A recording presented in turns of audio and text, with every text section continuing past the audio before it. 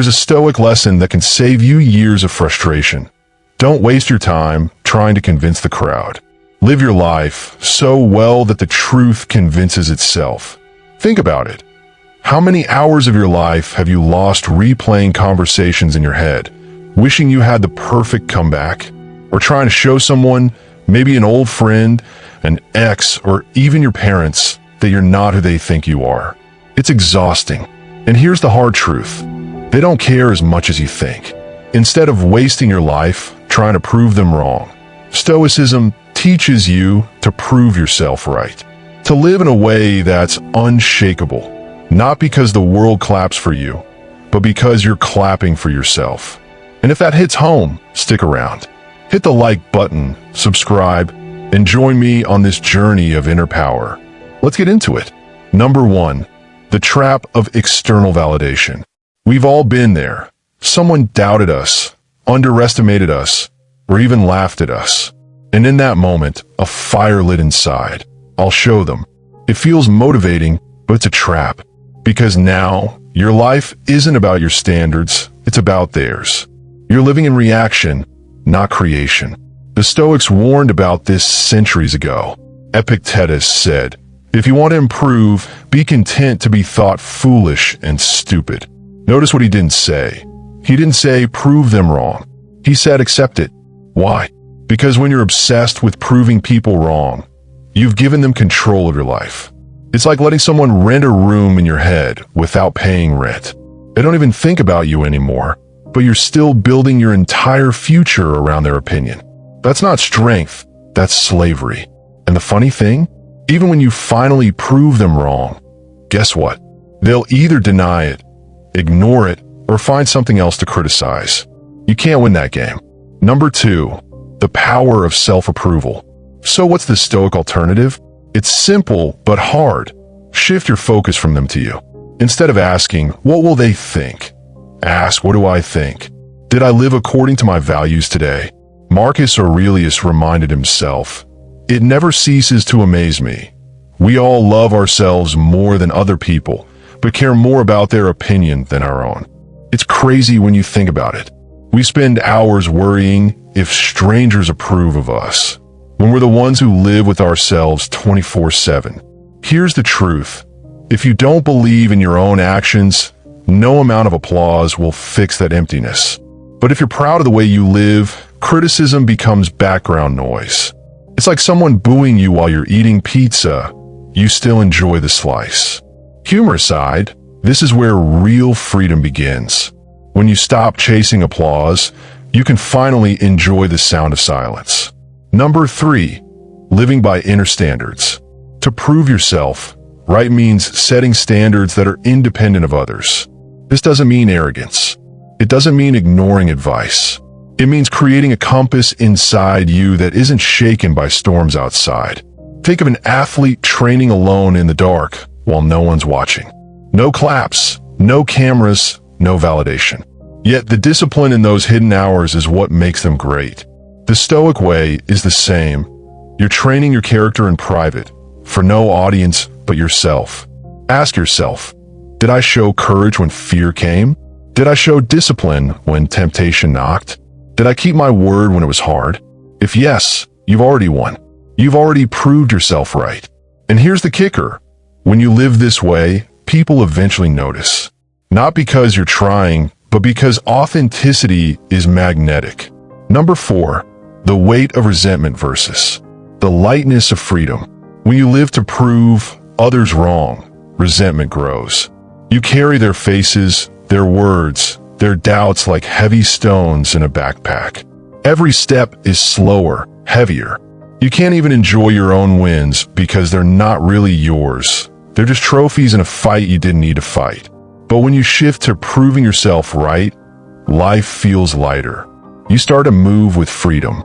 You're no longer driven by bitterness, but by purpose. The people who doubted you stop being enemies. They become irrelevant. There's humor in this too.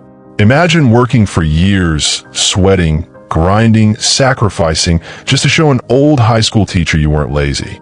Meanwhile, that teacher is retired, gardening, and doesn't even remember your name. Who's really losing here? Drop the backpack. The lighter path is the Stoic one. Number 5, the timeless choice. Life gives you a choice. Spend it proving them wrong, or spend it proving yourself right.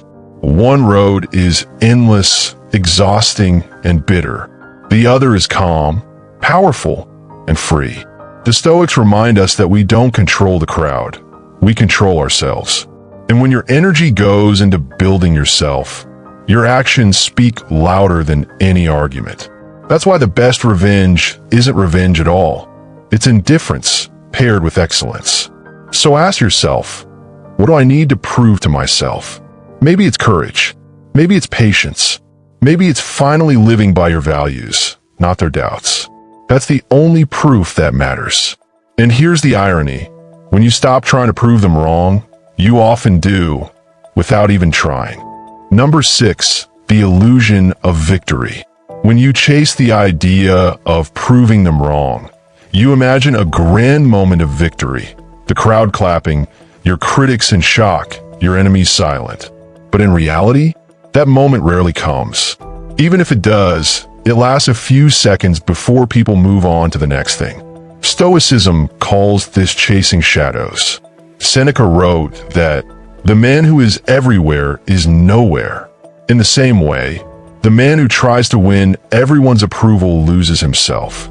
Because the more you seek external victory, the more you realize there is no finish line. The crowd always wants more. And here's the bitter truth.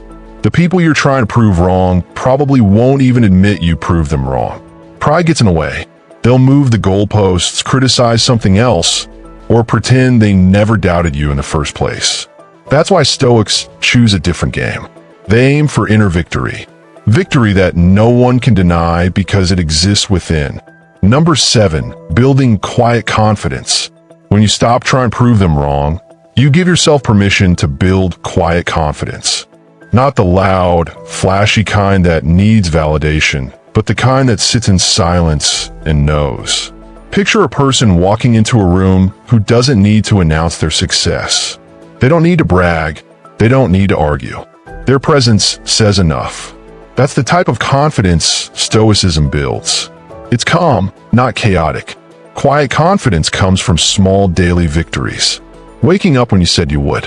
Holding your tongue when anger tries to speak. Showing kindness when you had every reason not to. These little wins add up, creating a fortress inside you. And the beauty is, no critic can touch that fortress. They can laugh, they can doubt, but they can't remove what you've built inside. Number 8, the prison of comparison. Proving others wrong always drags you into comparison. Suddenly, you're not running your own race, you're running theirs. If they're faster, you feel behind. If they're slower, you feel ahead. Either way, your peace depends on someone else's pace. The Stoics called this slavery to opinion. Marcus Aurelius wrote, "It is not the man who has too little, but the man who craves more who is poor." Craving more validation, more recognition, more proof is a form of poverty. You're hungry for something outside yourself. Comparison blinds you to your own path. You could be making massive progress in your life, but if you're focused on beating someone else, you'll feel like you're losing.